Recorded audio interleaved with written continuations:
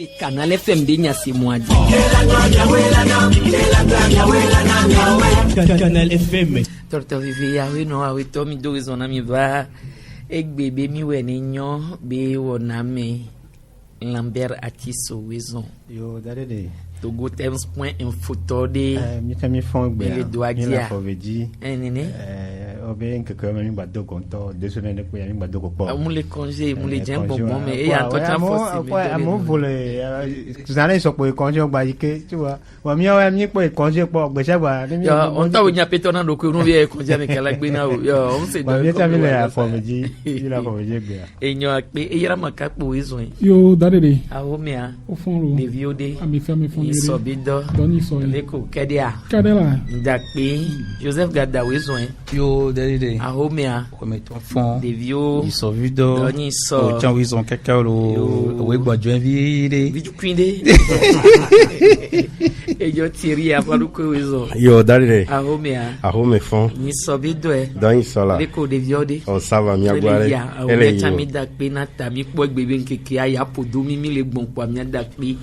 enyo Lambert Atiso esoa seni be nkono to edwa konta so kudo nyi come toto kudo nyi kongongo kewe no anyi le witri mi dongbi aba donu witri abenge ke vigon agbe mi le akonta na omea odo ejisi be togo wi ko le duta le do amadin ko o chan be we o le gbe soso la tenda ko le wa mejurwa o le alofa ton kudo nde le ko poso nono mi antio Dade pour soit mais il a dit que il est surprivilégié les chiffres les 6 pays qu'on les retenu Gabon, Nigeria, Congo, États-Unis, RDC tu as maintenant au Kembe Togo to le duo mais on ni premier c'est on va d'accord ni on est d'accord le Togo c'est que Joe Joe est d'accord tu me dis que les bédia autant dans l'accord et il doit m'aider plus bois et abeto et nyonu so à la fin kati oni alors 98 recensement c'est allemand nyonu blasi de Kevoni awa mais goto blasi de Kevoni et nyonu blasi de Kevoni nso kati ve yo no le font 250 à la fin vrai blad yo bebe skolo il faut pas no ko et yo le marqueni 348 au pobe et de mukok twebe amukole togole de la diaspora gbogbo dia et gbogbo am le règle de mon le dodo que diamo e gomeni be mi akpobe ko no mon popo pe ma don et tant qu'on a be amukola te ado mo ne effectif mo bi ki ma pe wa we a ce que dire be ma togo gbogbo le gbedia mi pona ona togo am le nyom le leko voa vote benya obe etikono nimnyo mo le fiola ton la tiba blé est-ce que nyani be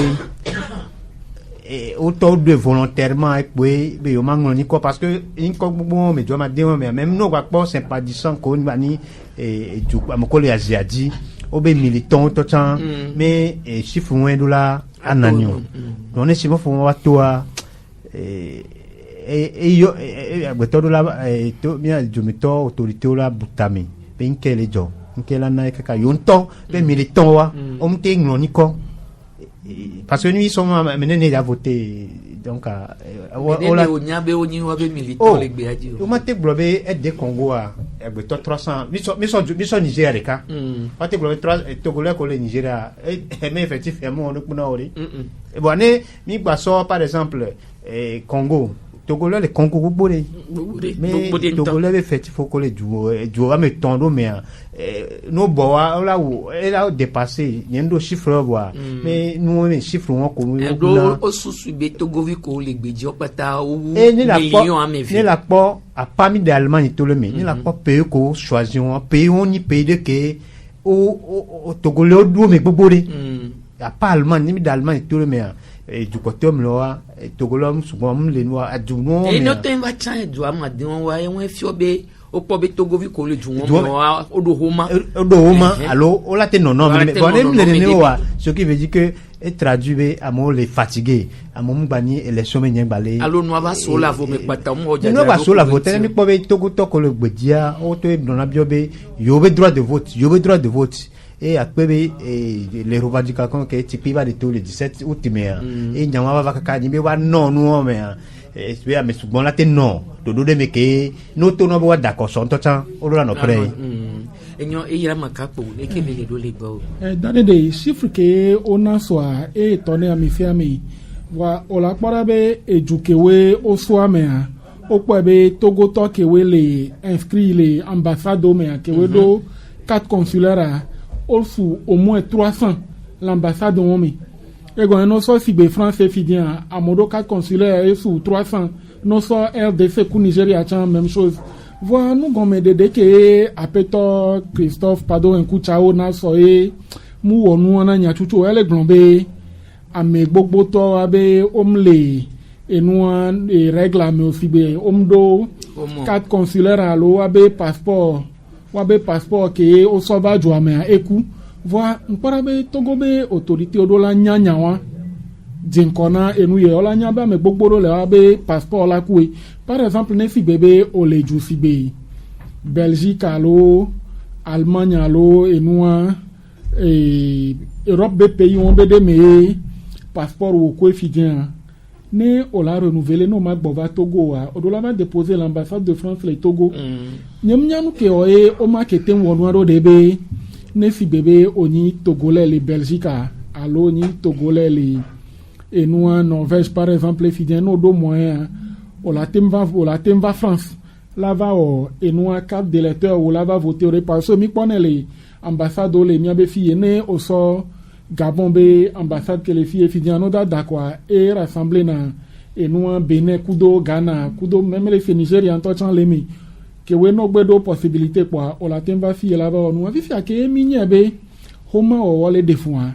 o la ke hunaro de parce so le glon touchant be ne odola oda et nous carte passeport ou touchant dola no cours de validité le gon passeport a makpoku ne passeport o do Togo be homo e homa kwa nyanyen kwa be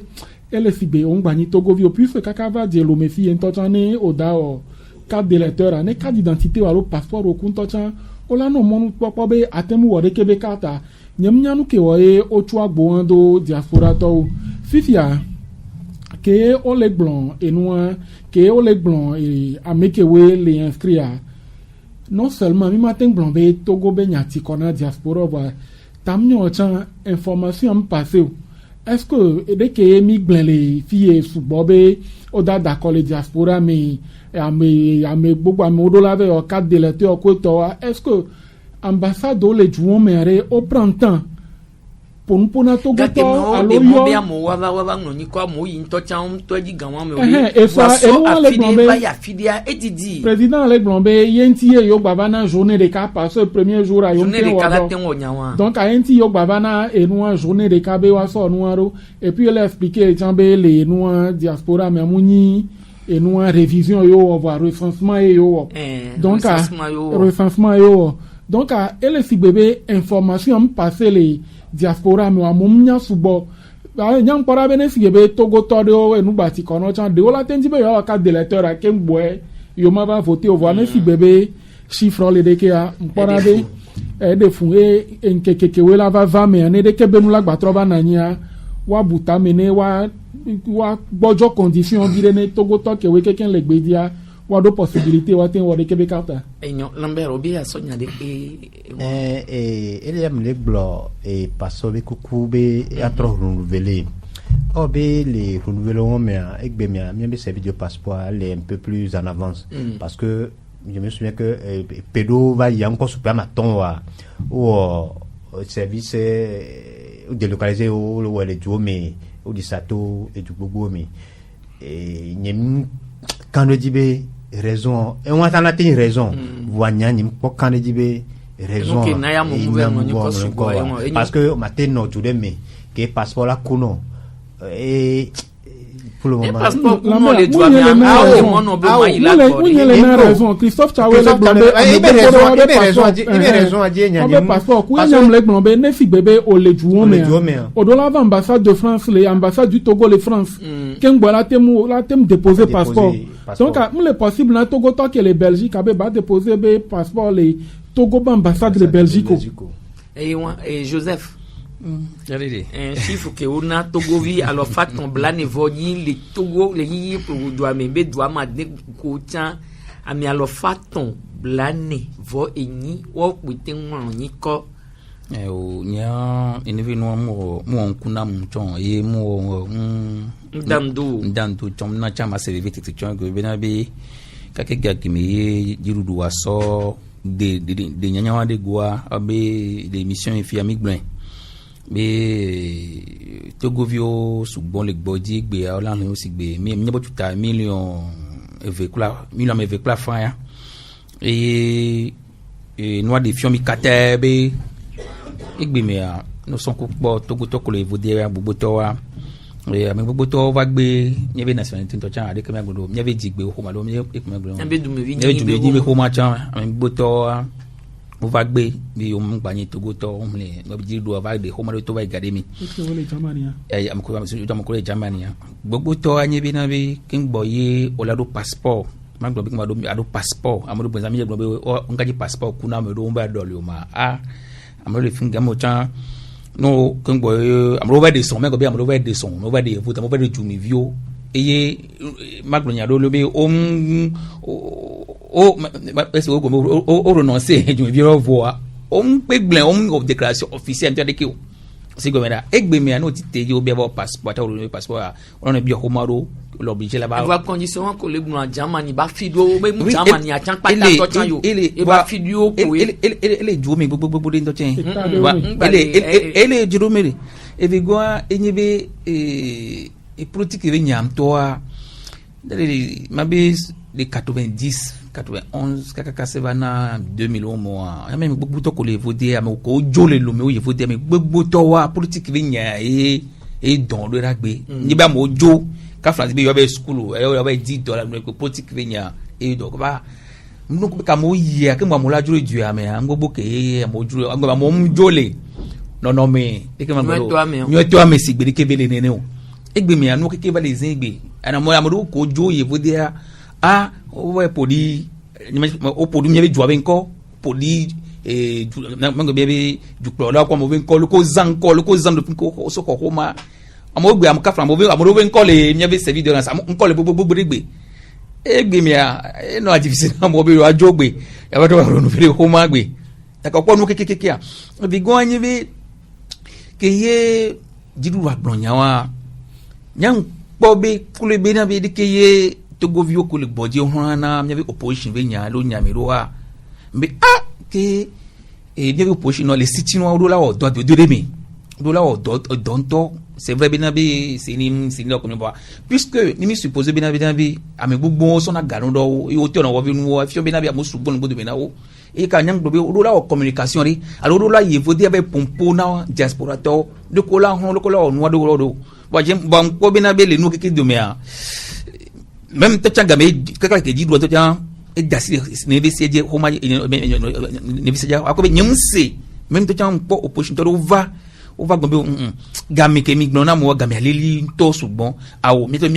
bi jidro be ba o afuna mi biti kwide be obe o to don ran ko vire même te chan le diaspora mi to chan nyam sentir ko magbe nyam do gisibe wan to chan wo o do hasoso de ke yo gombe jidru avec quoi j'ai bien nyam ho le fie oui on ho Togo vi ko le gbeji o wan to yo direct yo pour nous pour kuru no anti surtout pour condition que meye o le ambassade TP de ka e pour bele le et fiodouame on l'a so ya me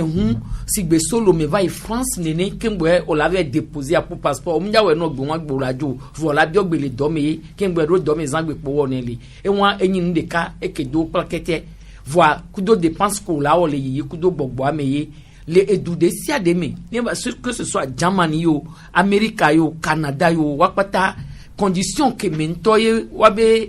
Togo nto be jirudu aso do ke ambassade wa omusu eveku do ton l'État omewa et ya elle poser problème na ovo ne wa yi agbova vo keye ogbava gbon ho conseil ne togovi ko le gbeji be nya e wacha egbova ni problème de kade keye ogbon be otiji o onu de finya kwa yo mse ne kwekwe gomra agbovo kwa obe odo amo darevo fifi ogbova gbon be wa recensement est-ce que Togo be etan toade enya togovi ne kewe le gbeji ne a mimu le gbon Africa be duomi o kewe le yovo de be duomi ne glogodogodo mano yovo be dume ko mado homa de pepe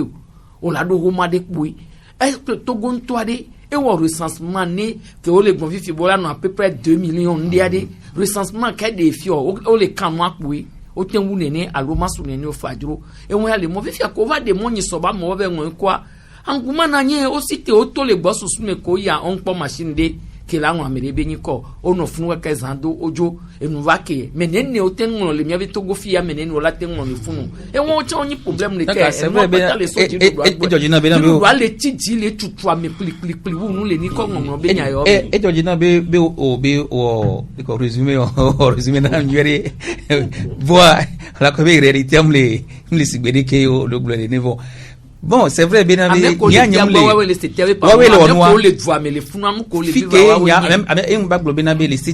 Haut Conseil, que on va doit, les Citinois me les têtes nan les Benoît. Mais ce n'y a bien un beau qu'un boyer au plan de décision de les Citinois. À l'école d'où et d'où, nous qu'à dire sur le soldio. Voilà, les Citinois, à moi, tu en as qui ont envie d'obéir. Yo toko le voder yo popolo ven come odo togovi ko le gbejo odo haso swe vovo odo so bon dade de o magbon le fifi bi yo mje si togo yo haso so no ka o ma odokudo haso swe won aso do ho conseil anyo nka o yo ma we ni o la ba yo apete o Robert Duse e mi kimi Joseph ni la telon la ve la Georgina Ntiri oko dale de keke enya le roi gapopo keme o so nyale do tomi be amoko togovi ko le gbeji ola te mopopo suasi be ola te no d'accord son kudo gapopo ke o so do anyi be ola nglonkwa e dodome wa musubo kaka webe senia était retourné. Alors, voilà, à nous maintenant, à gogo et du mevio peut-être, kafla amero ole eduta o senene be nyabe et mon popo soit 600 o la teno d'accord parce que o les réseaux sociaux dit va amoko vers les eduta ye doma ya e homa le wasi voit comme CV nenebe wonade lewa et on la pobe o mate yave encore et puis bien c'est elle nyimbe cadeau to ke le nom togobe ambassado ko le juta kudo consulat o kudo edumevio ko le nom eduomo bedodomo boa ediedia cadeau do nyetoa mnona ambassade lo consulat kudo etogovio domodoa et Amérique blazare ave amegbogbo ko oju amegbogbo lo ojua politique be enya enaye ojoro bwa ewebe ke over le juame le funa on gba dina ntocha be yo azendo ambassadeur alo consulat pour que kafla wa ba don amero yo mena yo bwa opobe enu apata edo beni ye odolawo ke ngbe peut-être ola miasina obe one vanglo kono wa d'accord bwa nenebe do omwo. Et puis, au temps, l'on disait avec la HCTE et au Conseil des Togolais de l'extérieur. Et au premier HCTE a monté encore viré. Il m'a globé kakako a monté encore viré. Ne ya parce que au premier au communication beaucoup va et recensement les extérieurs à Senia tant que les cinéma sont nous pata tant m'doit dîner battre pompone à moanyabe nenebende les nembele HTE avec nous ame gbogbo ngoni kwa o mo ame gbogbo won ma gbate ngoni kona ko dada bebe bi o wale wa me ya et au point HCTE chambe condition ko so ngulon quoi et to vona et seni chambe be ko ngulon be noa donc a vovo toto kele et noa mewa et mia trova et a contact into seni anaswa dit parce que et mia mero e di ami gbonne le fie benale et gbeojo sadomi ne ogbebe nko won be wona gbe va mia be du ya me po a ne mi nko anwon pe po a e machine ola to te kan anopo mi ya cham nya nopo wa e do yo do la o ye mi la te so mia be nko aso na yo o la nro e nya wa mi bio o so be na re e nu ke wo ye eyin so re po mi d'accord vai e mo po e mi zan so wonu a ye kuheko e mo togo to e ekuhe ke do mero da ni sole enko won be ka be kuhe o kepo mi gba po ni so e do gba sagrave roji be mu ke wo ye lidodo alo asitrotro mu le no nu anti gbere o ma eyan ke gan ke sini be president la gba ko be obe o jagbagba nto obe o jagbagba be o jagbagba be eke o la te wa be yo we kudo cha akoke mi le da e so ke vaya mi le bio be le dodoanua akwa e deux tours belani wa jajrado ko le wa e jajrado ojo le we da lo de kakpodi le pon ke le plaro ça dit que o le jajrado aro alors tout monto aji po e o le mi bioa bon le ke o puedo ogble kudo cha so kaka 2013 me ye to gonto be yesuti be ye nto pe la no doga ye ba ko be no ame wa dade le nyeko mi le fia e dure me mi le ya c'est que nous sommes du vieux be garçon wo dode so on dia donc pom na na npo gbedepo va na na mi do na compte na mi benari et akoke mi da peut-être 2013 mia euro et américain yozan c'est vrai que maintenant le budget américain linde nanani oglonabe e ya be e la wa account do be nu ya ko to va e dia ni abenuwa no o campo no na nde fiwe e o ja so onua enua no va ye ogbe a olio de pono lazan 1000 francs o va sana va omno na fire pe popo va dona a contana mi nya to bio nyawa eso enya do po frete do po le blon ko to o po Togo Telecom be e Togo com be nya ko to ko sea ogbebo ma yo garamio demi du pa bobole nya be monu le fie kaka e va ni dizina di du abo va conseil des ministres de kengbe o va glona mi be e hoy amerique yo sa a joya neni ayi tutu binya ko glona mi we enyi ko me donc mi le wo be ko glona mi mi la so do wa mi la gbate mon de le be nya gbate ku e mefa bo be tutu o ma na na mo nu popo nya kankan do to be wa ku no ya akoya ke gbajete fia e gakola na parti politique wa e po gba yo na mi mi se voi e do ko glona ro ma e gako jazana kobliboa nyeko mi le fie ami non américain non voilà fi que peut-être recensement be nya jete ya mo va le globe e be on est donc qui a encore allo no were kia funo la va pa peto Gilbert Baora la va no yo milliard be recensement be nya be milliard ke be yo zana ko to wa e ko zana na e nu bliboa to ke kia on blona na mi berebero donc a e nyabe e duplotoa amoko le plodwa one wo culture ya binare ne yozan e dumevi obega akonta dodo ne nono e nuanti ne ya dumevi ombe Thierry le pompo le blo ke ba to si HTTB nuanti au conseil ya nyan ko to tambene de ke seninya expérience ko uzan le funwa e o magbaso para gbegble ke mi zana le lo amea agba so déplacer ba yo la zan nyawan le dit là est-ce que soit pareil solo mais doit y avoir oui ça dit que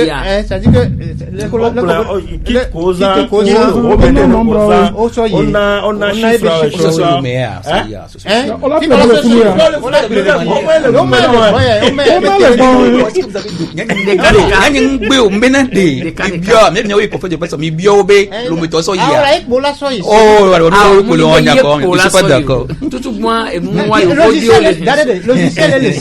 logiciel le CNIB paré à mi on m'a dit non le tant que logiciel même le moi là non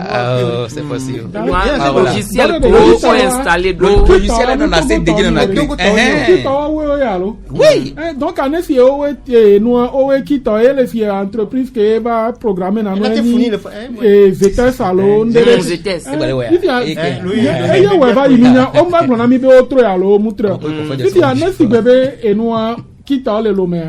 on a battre ba play boule funu wa ba blona VTS tobe no va en programmation logiciel yeboa ba kudo fi eto matemmo elle non un peu difficile donc elle a tellement possible tombe et nous fi eto pour et puis ambassade mais et nous on est au quitte nene o tamnyo areka on le sort blibo et nous blibo on le sort machine de casse on le derrière et puis et nous que chang ba le noir mais affiche on le blona mi benabe et Célie à 80 et 46 Célie les filles donc à ob et préfecture ici à préfecture et autre zone Célie donc à Togo violo la nya benabe avec et noir ba kekere di on et le problème n'est que c'est ni onya o la tezan et système qui mobilisé qui a c'était on voit pas de conditions to voir conditions to vile voir et à quoi dire voir et ba do nyana c'est par rapport aux conditions remarqué au lado que comme c'est un début mais tonton dit rien et besoin a on nimbo nimpo et besoin elle bloc chiffre benya donc même va émission les filles me tourne be chiffre ko bonne municipal révision chiffre la didiou et ko la ba et donc c'est normal et Joseph et nyo nyam gbare blobe ni c'est vrai be mi ya pote mi adumi vi os ami anya ka do to tutugba mi we ne zube didudu a o zanga be ndo a mi odo parce que dumi vi o anya ko mi odo ai e bi o ntin le bi o be les sites noa les élections pe ko na coup de compte et no na o be site odi et les sites noa ngbena be ndolia mi anya ka do to mi la be di abagbo na dumi vi o be Joseph Blenami wa économie développement non c'est dit be nya ke ngbo anya be c'est dit be no mi no be seni to la bagbo be na be o be yo san e gere ko c'est dit to be na be o ma communiquer la yolo em le blon la c'est dit be Joseph em de blon be na c'est dit be na mi blon be na be élection be Togo to organiser élection e fi o be na be zande ya go be na be e no gbajo le no be 46 e go be budget go multiplier c'est gagba idio donc au fait quand je go be enti ennemi bio c'est ni to be nenenye budget am to na élection comme te gben no e go be gasia gamea ndete ba fa magana ko ne ka gbanye ko constitution be nyere gbale nko gbana wewe e wacha on prévoison icha e wa do video la ko be gagba idi le comment prévoison on voter les romagis voter les romagis na be nyebe de ba be do mi ate ba nyawadi ko be na ba jade ba nyade ke yenji maglon akoya davenya nkpo bi no be nyonya be reform ke mi va wol oui mais e va drafona akoya da ko do nu piti zani ya mi de ko so be nyanta cha be oui mais be nya me ko glere ai pele don mi yo ke kare de ki o be oui mais be nya me yo fi yo dasile e no la diaspora be nya di nyanglo to nya be de pe muzin wadi na diaspora be nu ya de ki o diaspora be no am c'est be o dasizivo wa ne condition le réunir ni miating wo diaspora be nu ya wa ndiko nyang po be nyagbo ndiko commission voix ele seme be be akoko bi le ba da miavo wate po mon popo wate wo mi sezibegi sensibilisation kit be nyon wate po en wakat consuler be nyon kikigbo kam ya ne condition ke le réunir po ni mi ya problème ni comme ga nyon ate imagine obe edumevi plus de 2 millions alors be Togo vi edumevi millions à me millions à me plafond les je vous dis que à me blaton alors faton blané voni bon on y ko if e wan say if you make quelqu'un qui vient bien les quand il gagne à mes blattons vont y peut d'accord ah ouais que oro la trovato mi baba de doublon do if you on peut des doublons toi d'accord non le donc quoi là quand c'est des blattons blaton venir if you know why you could depend na be blaton home te ba yi alors fa ton blaton alors fa ton va venir ba koton ya mo ka from over jedo ala mo ba yi modi amo na kwa kemi ko te alors fa de ka bla ni bo andre ne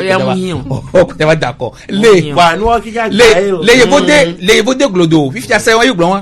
ma ba be ega ke o so do huna obiyan na mo yi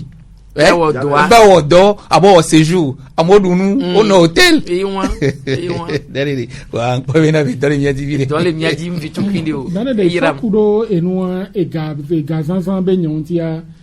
nyemnyanke o nyemnyane enua amere amogbebe yongbala ede Togo parce sans kokonemi dada quoi on la po be pnud kudo eto no na gbodo me Union européenne o pe na do Togo ntina o ko be no doga enua me awa be nkuri no na enua me o pa enua Côte d'Ivoire be exemple de akombe communauté internationale les anga wa we ba fite be buni gbagbo erudi o donc o pore ke no ya tamnyo a elu won be de mi le di la éviter les Togo on mi antomi so mi abe gaso dakwa abere pem da ba donu emu amere duji amere mduji o mukami en vane ba kan ya o be yo na mo be mi ba ho na mi ya lo npo pon re dade le bo popo me chame ma ba pangbere ore donc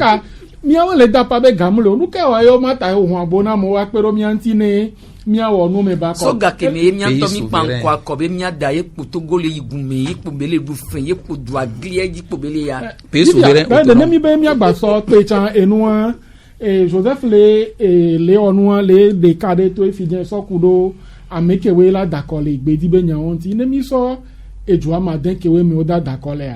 a me 348 a nyankwe be elle est trop peu be wa gba enua jour de vote ko gba de amonoda mi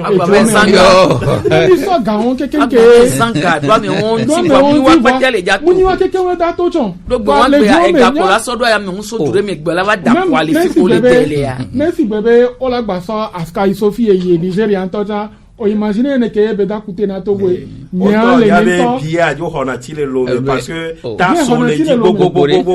nya enu nye popo no de gomina diaspora to bere ke enu a chiffre ba yirwa o ma da wa so da e ko wa ba me gawa me no wa jajara ro kurenti e ga ke o la gba so be o da be po wa so be finance akole nu dia wa do fire mi le da para nya be kondi be nyon mi le da para nya be kondi be nyon ne gba ni kondi do gba so tu la tire alo so équipé e Olympio chan e ba jo don nya di ube wa so ga won be dangbe to flex be ole organiser akona mi 348 personnes c'est pas évident. Et on t'entend mais Kenya be 348 on t'entend tamnyo on peut des doublons pour les mots amerom da be d'accord amerom 200 au fond 150 au pas donc a nyoto ala ni be no jo de kuku no be epé ametoa no bon Dieu moni bola de koko ameonto o le o plaidoyer wo le gbon be de que moi va so yo la vo me ku do condition ko boro no tia on est dati yo pay ame yo nto yo we le bio be yo d'accord yo chan yo a chan yo be du crotoire de yo chan yo be mba no me voa aller no me va yido patapata ya mundon yojo o plaidoyer go bore o bo association o ma be on est nane wa to ododo kuro ti ne gabu me voa 5 ans après ne yo a travailler donc ne si bebe olaba wa konta no ye ola gloni ne ke Togo be di du zan le akodada diaspora ba kodada be nyawa me ni ko ngolon ko recensement mi pa le blon vote be nyon ola ke numero te pa nyam pa be la nyon be o ngbagun ga wan lo wa so ga wan dangbe to flex ore ne mi so ne to ide re so le ke nu yi yi si ka o ka wan e o kula yi ya nyon ne wa za so we nu le parce que ya zande o so une o chalo ça kito ye wa chan la bayi homa ko ke on le ja imprimer en la ve d'accord kudo nu o ke ga kudo amete we la ve superviser c'est lié amete we da do avion solo me après de la kudo kola ro dare ne baba dem ko pe no mo ne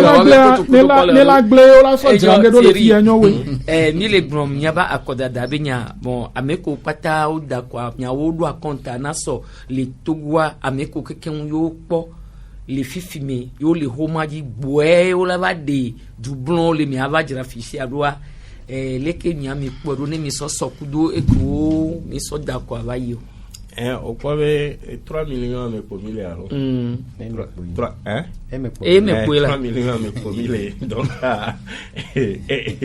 au jiru doit on avait mille normes mais mille normes mais quoi et ove cd a auto kudo francophonie to ole odo le gapopo ke me mi le pompo ya sokudo fichier anti parce que on y avait fichier électoral à enyakune kokokoko doa ko jopone be kafla me imugbo benko le onlon kona me imugbo onlon kona devio onlon kona mekom je be wa nglon ko no awre tiri mu yibo nglon ni ko na me yinu gbe o ke ya me nglon ni ko geme be la gbe be da ida ko ke be kwade o be signale ne wa de le mia wa we ti ne me yo ba gbon abo nglon o fofo nye ku ni so vo e be ni ko gbale ke o ma ji dadidi blonam e o ko le blon a chan le me wa o so na me yinu gbo so me ko be nglon e to go mi le la o so na me yinu gbo so me ko be nglon re nu aji do o ko be ende pepe ke mi la wa amiro dona tame susu bara kokoko sai que de que ola wedo ye ola ba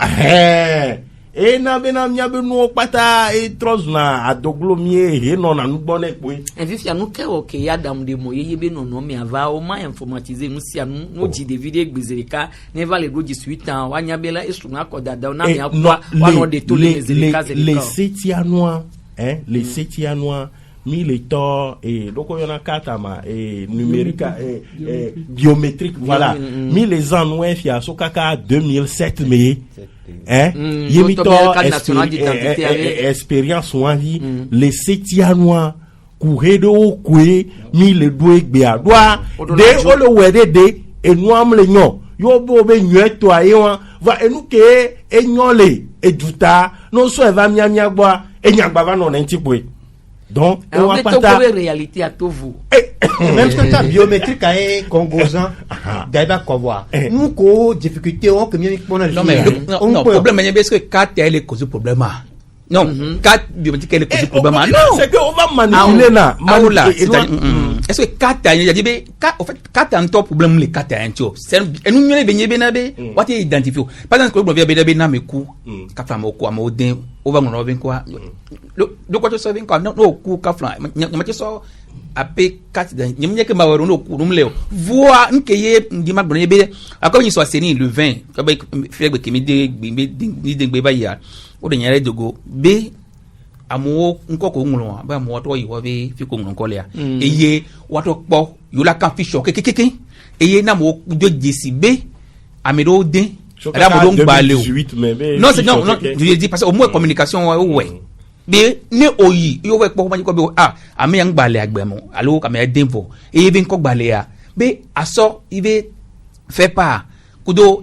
iba me do ko yo onya be ni de nu ajo a o va yi ogbo nu agbe na yo nte be nya o mo o gbele po une fois ye mi ne o informatiser nu na mo ku ne na o yi hona ho male meri awla o ma te ba kwa mesia me dalile o ma te ba kwa mesia me be nko ke kaka de ki o si gbo me da kafran o ba me 3 millions bi na me millions mi ko base de données de ke base de données ne mi ba signifier ne mi be gbelen wo a me o le be gbelen ke ngola de am ya to de me ne mi gbelen wo a o ma te be non c'est parce que il est au bois tout est informatisé maintenant kaka état civil c'est-à-dire de kaka état civil là les bodiwa ke ya megbe kuno maintenant megbe kuno gbe de ka o programme o enregistrer dans le cas o mien tete chamba bio be wo aba gbon na be yo ba me kude c'est ça fi ke ye no moi les c'est ka fla e ya mien to ko ka ko ni soyez mi information o gbon be na be ne l'Amérique le Togo l'Afrique no so amelo fa de cas ya be ali be déclaration de décès mais à peine les jomea même attend les 100 personnes que ne quoi et comme amom nyam les susu mena mo on fait les susu mena be na be ne okuka fan le village no okufifia abaye état civil avec gombe be avec kuno de kio naka avec ameri odola odon les sites ngombe e don wa mi no ofifia même temps déclaration de naissance déclaration même de mariage nto chaku de no amo divi keye ka famole digbo mo le wasi o le problème wa le gbe kan na gbe mo parce que les villages wa etin go be normal maire ko le gbe a e do le wadi mi tati politique be nyawa dare wa e do ko la wa yi do parce que ne fichier les to be c'est parce que en quand mo do confiance c'est parce que amolo gbogbo bi amo be nko gbale nwadi amo ngbale o be nko lo amolo ye voter ala mo jo amo no ko ne kame wa jo le kwame jo yi ka fansiga mo ya kra mo yi benin ni wa amo be nko gbale fichadi ame bia ne mi be gble na me obi na be a obe Kofi Amasaku no re on gbale fi o jo yi akra ala mo ya bijan wa amo manyo de ko o la pasan ko yiram dande ne mi be mi akpo apade aka biometrika ne mi gbale gbande pe chan e corriger nous football o parce ne fi be o so nkupo 2005 mi be akokemi da o la pora be ka delete ke we na ni ganwa me o si okile football donc gakeme o le o e akoda da be jadrado a donc ke yo politique o to ganwa me a peton Nicolas Lawson fitema kato na me family ho me be wa chano ho va voter ne ba so fi on de ke kato le circuler doa voa mpora bele egbeme a nene benua edidivire kato mbale ka biométrique yo wa o magbate mo amere to so yi akodape o donc ale côté wa amila blombe edon medivire fifia le nkomonglo benua me anyama blombe edok potea eti état civil ogbo elanyo chambe wa wonu aro de benefi bebe o le commune de meare ne odivia o matin fit les communes ou mais là on connaît les communes boum grand mais à commune quelqu'un l'a été contrôlé et nous est-ce que VDP les communes au patamia Kondi on pas problème tiens on va ne si bébé Kondi et VDP on pas ne si bébé et mairie o là va no doit o là va jagba wa tu Kondi kudo fi parce que les nous ville grand mais les du den comme on la pas commune de pedo na yebe Kondi school ba kudo afi ne nous kekem donc ane si yebe otemu woni ne benua elaja ela na be mi abe fichier amela no ko en plus amunyi be mi la gba na nyi mi na be mi le recensement lo de ke on fi yebe o di amele mi abe commune me na me ado 18 ans déjà o la tem so 4 de la home be game sube ba be ba to ko dada amunyi be o la gba be do ran le school par de monu kaka la va yi o donc mparabe elavado gare me mi atafi politique do akpare kane mi atafi ni abe commune wa wodo enyo Thierry le akodada be jajara robe wona yo me tite du nyagbo hon popo America adu alova kwa oh si on la to la por nyo wa fada chan le doa di la fon dia wa popo de le ebe ha me vio to metri na o no o me serum ebe sa me le gele do desi akpo wa desia mi a me chame la po mo le planti ore o po nu ke ko me mi a tom po le se ore c'est que kafla dale do le funwa ndole o la teo ke nyetiri nye mateo ndole nyetiri mateo ke o dade do mateo nke o enuke o hova yo wona yebe jina fioto jina gatoa mavabe nchama relation c'est que mate soit fort o ko be nu akpata na be na alternance ite le soumission e fi ekpomile e du ko ndo cha mi susu po gbedebe nenebenu la dome do da le funua et nous on les va et nous keye et ton like de ke ma amo on a mero le go la tout la dakla me no ko tout la dakla po e clan de ke ya toi jole boye poliwe odo la set o la safo do tape on le trois sur le poliwe ti gbere plelu la so savo e ko la jela so savo fi pomile e no e gba jole Algérie ni so e va fi pomile wa Algérie to auto edia mdidio e suasi e Burkina to auto edi mdidio e suasi RDC to auto edi mdidio e suasi le mo poko en 2020 to trori lava ebe dori daria ole wo ti japa namde e ko le do to fa da America mi Togo ya amesha be ya du president Vas-y, pia photo qui mon America, actuellement, on avait dit, 17 alors 15 wallons. O no so edare nto cho npo be mo no 90. C'est que o matin na ya gbogbo Olano azogene. La mo so ni le bona mi berade. O la inovio mi oleke na America ba yare. Ne no ngba nyo chan ware. Mais ça me le jibe yela nya America wen. Iswa mo so yi Philibert Atiso gbo Dr. Tongbo mi ba se nya vi obe candidature parce que e bo ka va yivo. Mais ne mo so va le yi wa gbo America de ka ce qui veut dire qu'il y a un problème.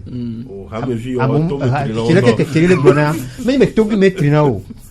Toi ton balio balio c'est bon au couteau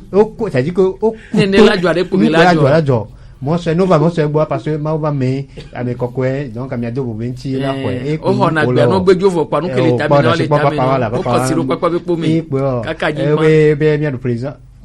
mais amene ne ya da quoi non egbe me mi le fi à 17 alors 15 candidats les au ko le bloquer le fichier électoral mignon voyons il y a élection là du le fico on est on va te caméra de poignard et nous de que nyam dogbo voin que va togo be frontière dit et pour be ni malheur ni pour mi yo leme et moi ça gbe totro ndi ma gbon de voir mon mi le maté bleu et bon nous yo me et jo tu pour que ku va kono wa que konkume no wa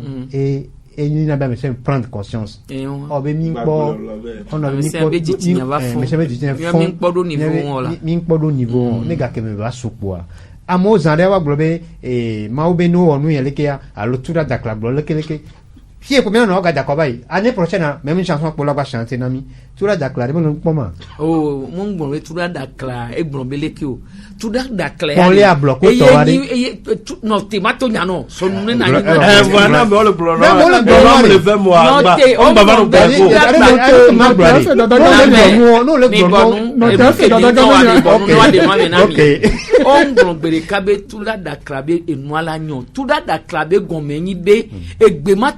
juna mowo ke yo kwa fande yo potoli wa obe eyentine owo coalition kaka de pova kankana tout la sana voix yo la so savoir lo alo nesi la so savoir we la be jonya wa on le a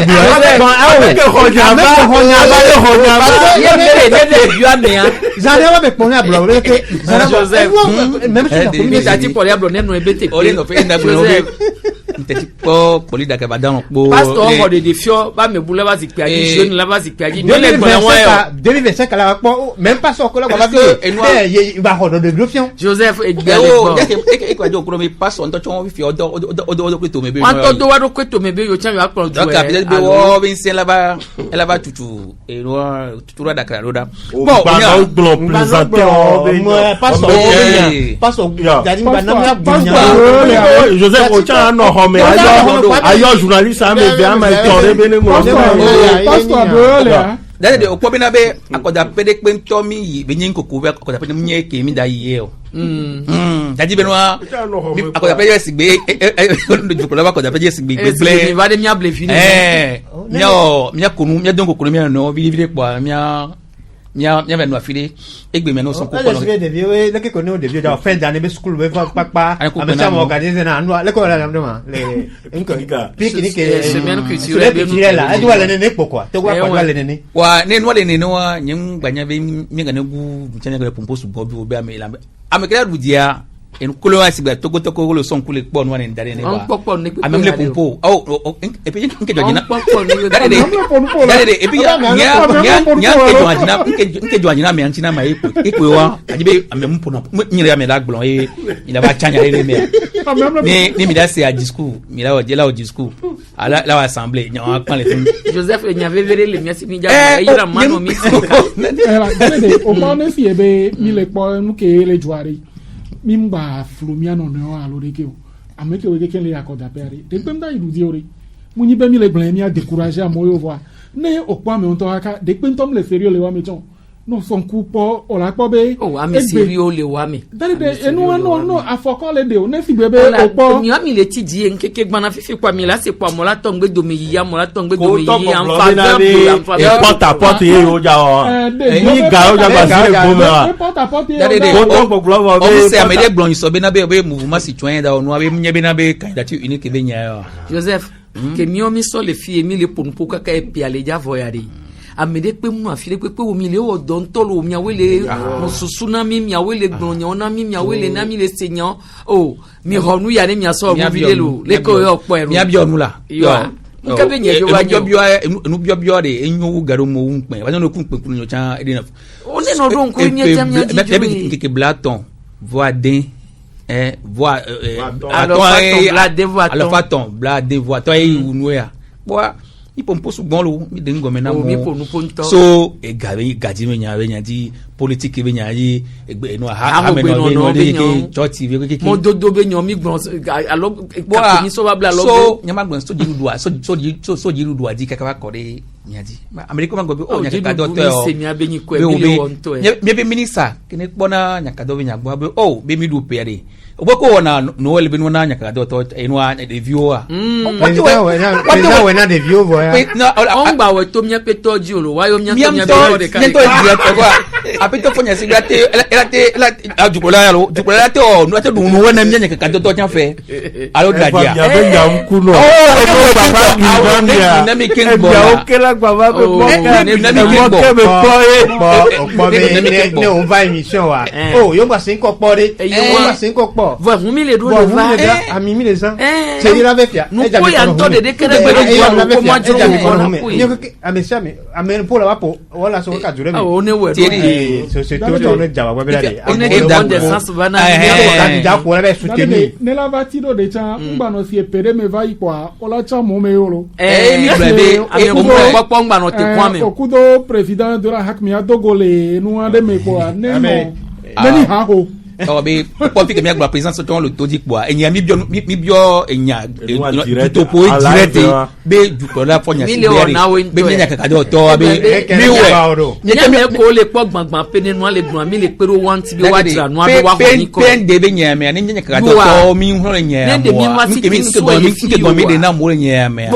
jukola ro no todi ngba le gbe mi na mo to wa le sinu agon mi amono gbon be nya kaka do to de be mi gbon be pe mary les sauver un coup de cava bom nya gbo vire be carburant ne gba ni on do no na mi nya la no mi no we la ola bi de to on do nouvelle na journaliste ko na fi ola avec ko hona ko dale de hona ya be i hora Thierry allo wa eyo da de Thierry ayo bebe awero aweto mi do ape na mi be mi no kudo mi le gbebe mi we ni nyon be wona mi Thierry afanukwe mi da pe no lambera tiso togotem.info yirama akako Joseph Gada économie développement ya Thérèse Adede masonya hulide Michel Tomenga kudo kiki sosa ono modando pia kiwa mi le bio blunya be azando dronwe na milo mi wena yo e gba unya mala mi gba wena yo e fa unya mala